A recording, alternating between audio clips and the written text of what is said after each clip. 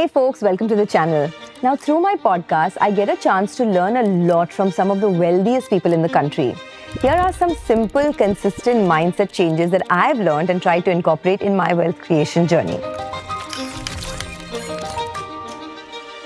I'm Sonia and this channel is a part of the 01 Network by Zerodha. Together, Zerodha and I bring to you easy, simple, jargon-free financial knowledge to help you grow your wealth. So let's begin. Number one is have a bias towards taking action. Now, most successful people believe that no matter what you want in life, there is an element of doing that is needed. It is a very big misconception that we can just visualize, pray for what we want, and it will come to us eventually. Recently, I was in Vrindavan shooting with Manish Chokhani for the podcast, and he told me that the problem with most people is that they pray for it to rain, but when it actually rains, there are no seeds sown for the harvest. Throughout our life, we have to keep sowing the seeds while simultaneously praying for rain. So many of us plan, prepare, research, and create a lot of things in our head, but we just don't take action for many reasons. Reasons could be fear of failure, fear of judgment, fear of the unknown, but taking action is a game changer. Number two, how to break the cycle of permanent dissatisfaction, or as we call it, 99 ki Maya. Now, 99 or 99 represents being just one short of 100, a metaphor for incomplete fulfillment. And Maya, as we know, means illusion or attachment in the Indian philosophy. Together, the phrase refers to the trap of endless desire. The idea that someone who has 99 units of wealth, success or happiness will obsess over getting just one more to make it 100. But once they get to 100, they want 101 and so on and so forth. Now, all of us in some way are trapped in this cycle. But the answer to this is understanding the hedonic treadmill. Most wealthy people understand the hedonic treadmill and hence they are able to keep their expenses low while growing their income disproportionately. The hedonic treadmill is a psychological concept that every human being, while experiencing something new, sees only a temporary increase or decrease in happiness.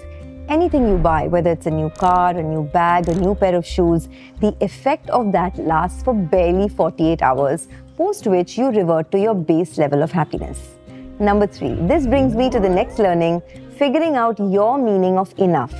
Now, in my latest podcast with Manish Chokhani, it taught me a lot of things. One of them was when I asked him why today's generation is so unfulfilled, always unhappy, he said that people struggle with their definition of enough. Find out how much money do you really need to satisfy your needs and desires, and once you figure that out, you give back or invest the rest back to grow your wealth, invest in meaningful causes, and then that journey starts giving you joy and meaning. He said the relentless pursuit of money without education and purpose will eventually cause misery, and that's what the younger generation is going through. Number four, the millionaire's pyramid. Now, I always wonder what really differentiates the successful from the not so successful, and why is it so tough to get to that 1% club? So let's understand the pyramid perspective mindset, which is that the journey gets tougher as you move higher. As you climb higher, the pyramid gets narrow with fewer people, and this is the time when majority of the people give up.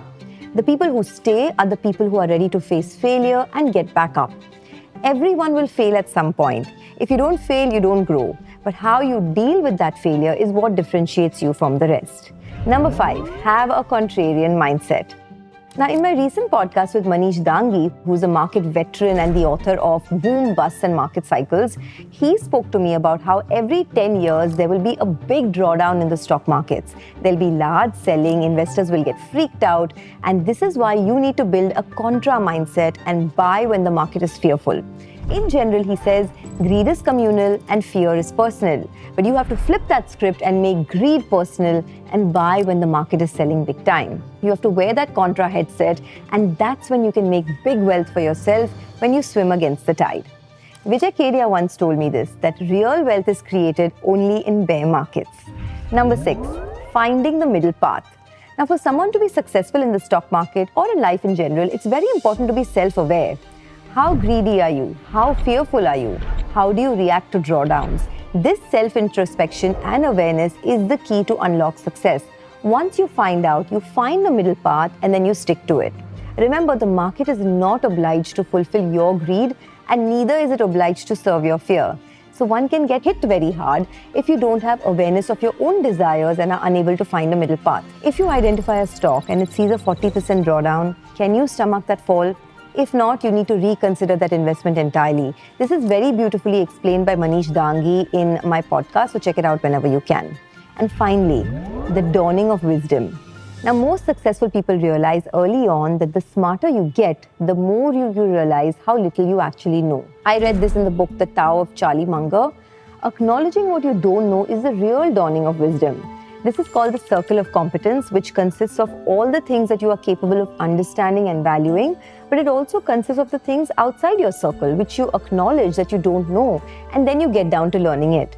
Most successful people I've met spend a lot of time learning about things outside their circle of competence. It could be anything: learning a new skill, learning about AI, studying a new sector in depth. Spending a few hours a week learning something always helps, especially with neuroplasticity. Charlie Munger's road to wisdom and immense wealth began by acknowledging what he did not know and then doing something about it. I hope this was helpful. Would love to hear from you guys. Goodbye.